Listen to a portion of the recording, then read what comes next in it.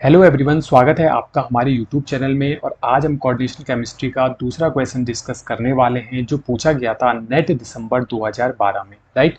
और ये क्वेश्चन काफ़ी इंपॉर्टेंट भी है, स्पाइनल से ये क्वेश्चन आया हुआ है।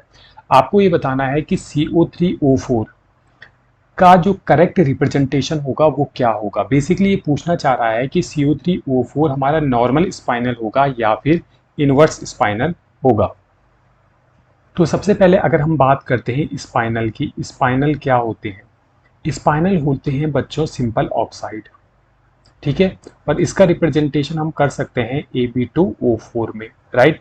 यहाँ पे A जो है वो B के इक्वल भी हो सकता है और A जो है B के इक्वल नहीं भी हो सकता है। जैसे अगर इस केस में बात करें तो AB क्या है, हमारे दोनों सेम है। कुल मिला के हमारे पास 3 मेटल के एटम होते हैं और ऑक्सीजन हमारे पास कितने होते हैं, 4 एटम ऑक्सीजन के होते हैं, राइट। इसमें आपको ध्यान ये रखना है कि जो ऑक्सीजन हमारा लाइगेंड होता है ये हमारा वीक फील्ड लिगेंड होता है। ये काफ़ी इंपॉर्टेंट है, जो अभी हम आगे चलकर देखेंगे इसकी इंपॉर्टेंस क्या है, राइट। तो स्पाइनल क्या होते हैं, हमारे ऑक्साइड होते हैं। किस टाइप के होते हैं, AB2O4 टाइप के होते हैं।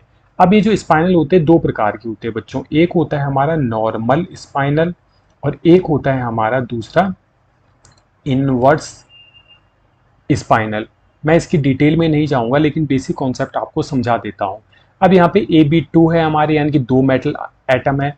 तो एक मेटल एटम रहता है +2 ऑक्सीडेशन स्टेट में और दो जो मेटल एटम रहते हैं B के वो रहते हैं +3 ऑक्सीडेशन स्टेट में, ठीक है।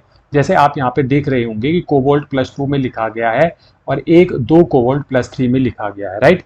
तो यहाँ पे ये एक एटम हमारा मेटल का +2 ऑक्सीडेशन स्टेट में होगा, दो जो मेटल होंगे वो +3 ऑक्सीडेशन स्टेट में होंगे। और इन्हीं के बेसिस पर हम बताएंगे कि कौन सा नॉर्मल होगा और कौन सा इनवर्स होगा। ये दोनों जो मेटल के आयन है इनकी प्रेजेंस हमारी कहाँ पे होगी, या तो हो सकती है हमारी ऑक्टाहेड्रल वॉइड्स में, राइट, या हो सकती है हमारी टेट्राहेड्रल वॉइड्स में। अब आपको क्या करना है कि जो नॉर्मल स्पाइनल होंगे ना उनमें क्या होता है कि A+2 जो होते हैं ये होते हैं बच्चों टेट्राहेड्रल वॉइड्स में, राइट।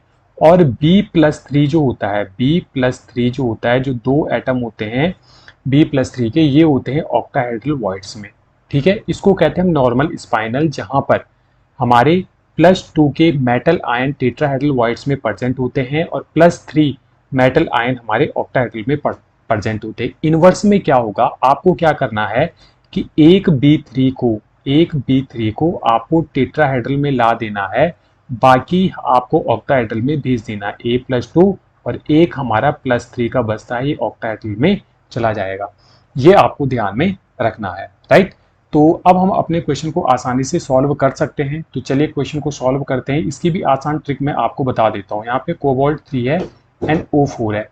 आपको बेसिकली क्या करना है, आपको एक चीज पता चल गई होगी कि एक कोबाल्ट +2 में होगा और दो कोबाल्ट मेरे +3 में होंगी, राइट। बट हमें इनकी पोजीशन का अभी पता नहीं है। तो आपको सिंपल क्या करना है, कोबाल्ट +2 और कोबाल्ट +3 की CFSE निकाल देनी है। किसमें, ऑक्टाहेड्रल में, ठीक है। ऑक्टाहेड्रल कॉम्प्लेक्स इसको कंसीडर करना है और उसके हिसाब से इनकी CFSE निकाल देनी है। तो सबसे पहले हम निकालते हैं कोबाल्ट +2 की। अगर मैं कोबाल्ट जनरली देखूं तो इसका एटॉमिक नंबर कितना होता है बच्चों कोबाल्ट का, वो होता है 27। 27 को मैं कैसे लिख सकता हूँ, 4s2 एंड 3d7। जो 3D ट्रांजिशन एलिमेंट है उनको हम क्या कर सकते हैं, शॉर्टकट वे में उनका वैलेंस शेल का इलेक्ट्रॉनिक कॉन्फ़िगरेशन इस प्रकार से लिख सकते हैं। अगर 27 है तो 2 किस में होगा, 4s2 में होगा, और 7 जो इलेक्ट्रॉन होंगे वो D में हमारे प्रेजेंट होंगे।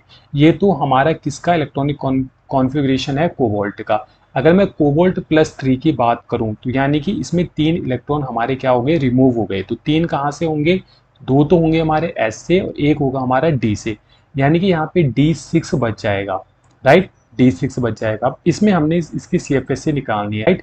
तो अगर हम देखें तो इस प्रकार से हमारा इलेक्ट्रॉन यहाँ पे फिलिंग होगी। ये होगा बच्चों T2G और ये होगा Eg। T2G में कितने इलेक्ट्रॉन, 1 2 3।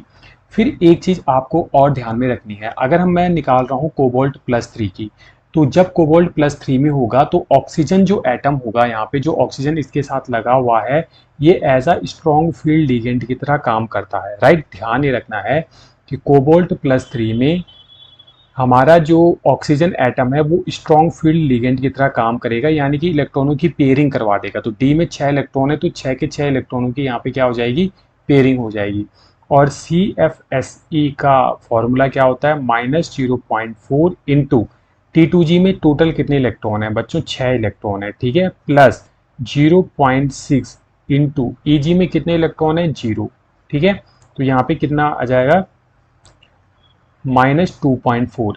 ये जो -2.4 है ये किसकी CFSC निकल गई भाई, कोबाल्ट +3 की। तो हम लिख लेते हैं यहाँ पे कि कोबाल्ट +3 की जो CFSC निकली वो निकली -2.4, राइट। अब हमें कोबाल्ट +3 की निकालनी है। तो एक चीज आप ध्यान दे रहे होंगे कि ये जो 2.4 है ये मैक्सिमम CFSC होती है, राइट। मैक्सिमम CFSC हमारी 2.4 ही निकल सकती है। अगर मैं एक इलेक्ट्रॉन ऊपर ऐड कर दूं तो ये क्या हो जाएगा, प्लस में से नेगेटिव माइनस हो जाएगा, तो 2.4 से कम ही उसकी एनर्जी आएगी। तो बेसिकली हम कह सकते हैं यहाँ पर कि कोबाल्ट +3 की जो CFSC है वो ज़्यादा है। कोबाल्ट +3 की जो CFSC है वो हमारी क्या है, ज़्यादा है। इस केस में जब कोबाल्ट +3 की CFSC ज़्यादा होती है तो हम कहते हैं कि ये हमारा क्या होता है बच्चों, नॉर्मल स्पाइनल होता है, ठीक है। आपको क्या करना है, कोबाल्ट +2 की CFSC कैलकुलेट करनी है, उसकी कैलकुलेट 2.4 -2.4 से कम आएगी, जिससे हमें ये पता चल जाएगा कि कोबाल्ट 3+ की CFSC हमारी ज़्यादा होती है। और अगर कोबाल्ट +3 की CFSC ज़्यादा होती है तो उसको हम नॉर्मल स्पाइनल कहते हैं। नॉर्मल स्पाइनल का मतलब है कि एक जो होगा हमारा +2 वाला वो टेट्राहेड्रल में प्रेजेंट होगा, और दो जो हमारे +3 में होंगे वो हमारे ऑक्टाहेड्रल में प्रेजेंट होंगे। और इनमें से आपको देखना है कि कौन सा आपका करेक्ट स्टेटमेंट बैठ रहा है। तो अगर हम पहले की बात करें कोबाल्ट +2 टेट्राहेड्रल वाइट्स में, तो नॉर्मल में कोबाल्ट +2 टेट्राहेड्रल वाइट्स में बिल्कुल सही है। दूसरा, दो cobalt plus three octahedral voids में होंगे, दो कोबाल्ट +3 ऑक्टाहेड्रल वाइट्स में होंगे, यानी कि ऑप्शन ए आपका करेक्ट आंसर हो जाएगा। तो इस प्रकार से आपको स्पाइनल के क्वेश्चन सॉल्व करने थे। उम्मीद है ये क्वेश्चन आपको समझ में आया होगा। और यदि आप स्पाइनल के लिए एक डेडिकेटेड वीडियो चाहते हो तो प्लीज़ कमेंट कर देना, वहाँ पे मैं पूरी डिटेल में बता दूंगा कि स्पाइनल के क्वेश्चन किस प्रकार से आपको सॉल्व करना है। और अभी तक आपने यदि हमारे चैनल को सब्सक्राइब नहीं किया है तो प्लीज़ हमारे चैनल को ज़रूर लाइक, शेयर एंड सब्सक्राइब कीजिएगा।